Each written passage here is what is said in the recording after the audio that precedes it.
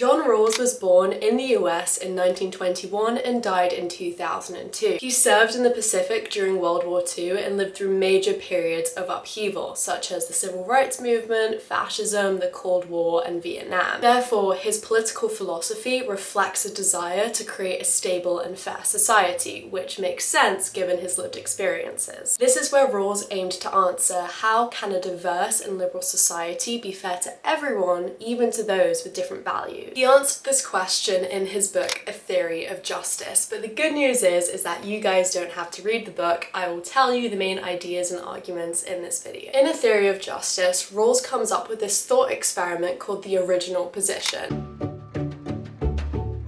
And this is a thought experiment designed by Rawls to help us determine what a fair society might look like. So here it is. Imagine you and a few strangers are asked to come together to build a society from scratch. You and this group of people will have to decide what rules you will implement in this society, and you will go and live in this society after you finish the experiment. You'll be laying down rules like, what are each person's rights, and does everyone have the same rights? What are each person's opportunities, and does everyone have access to the same opportunities? How might resources in your new society be distributed? Will wealth be spread evenly amongst everyone or only given to a few, etc, etc. Of course, if I was in this group, I'd be tempted to put down rules that benefit myself, like all blondes get free coffee every time they go out. Starbucks. Yes, big box of Starbucks. And Rawls thought that most of us in this position would do something like this. We'd make sure that we are going to be comfortable and secure in our new society, but we'd not be so worried about the welfare of others. That is to say, Rawls believed that when we have our own interests in mind, we'd struggle to create a truly fair society and truly fair rules. It's all about me. So here's the catch that Rawls comes up with. In this thought experiment, you will no longer know who you'll be in this new society that you're creating. And Rawls calls this catch the veil of ignorance. Let me explain. Behind this veil of ignorance, you will be totally unaware of your race, gender, class, natural talents or disabilities, or religions, values, and aspiration. You literally have no idea who I am.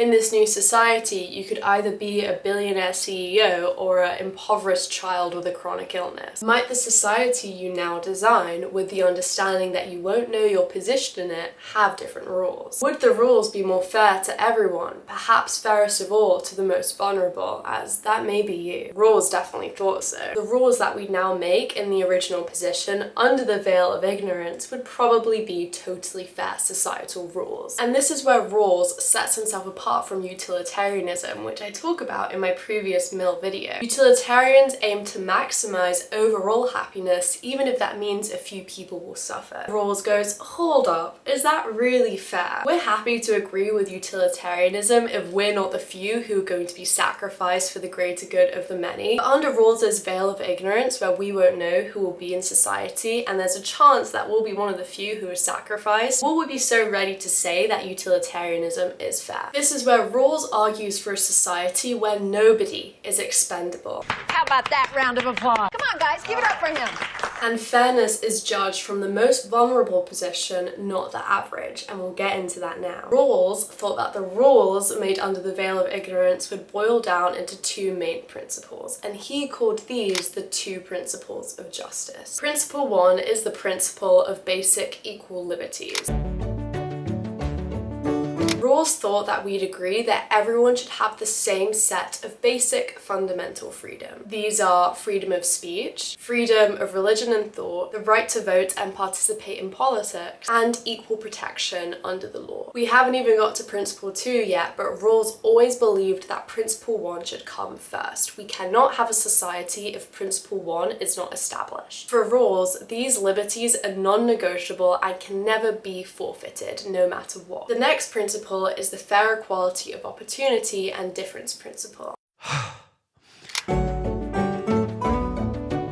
some economic inequalities adjust, but only if they meet two conditions. First is the fair equality of opportunity. Everyone should have the same opportunities and chances to succeed regardless of their background. So bye bye nepo babies and prep schools. I won't miss you. There would now be good schools for everybody. And what we do at these schools is up to us. If we apply ourselves and work hard, or don't do work and don't really care about school, is up to us. But we should all start with that same preparation and opportunity of a good education. The next is the difference principle, where we would say it's okay for some people to have more money and power as long as them having more money and power will benefit the most vulnerable in society. That inequality needs to make everyone better off, especially the most vulnerable. If doctors make more than janitors, that's fine, as long as the doctor's high salary means we get more doctors and stronger healthcare for everyone. Rawls called this the Maximin Strategy. Which sounds like a silly title, but here we are. Basically, under the veil of ignorance, Rawls believed we'd always choose to maximize the minimum. That is, maximize the quality of life for the most disadvantaged in society, just in case we're the ones that will end up in that position. We protect the vulnerable. So Rawls' overall theory is called justice as fairness. It's not about making everyone equal, it's making sure that the process that creates inequality is fair and justifiable to all, especially the worst off. Rawls has had a massive impact on society.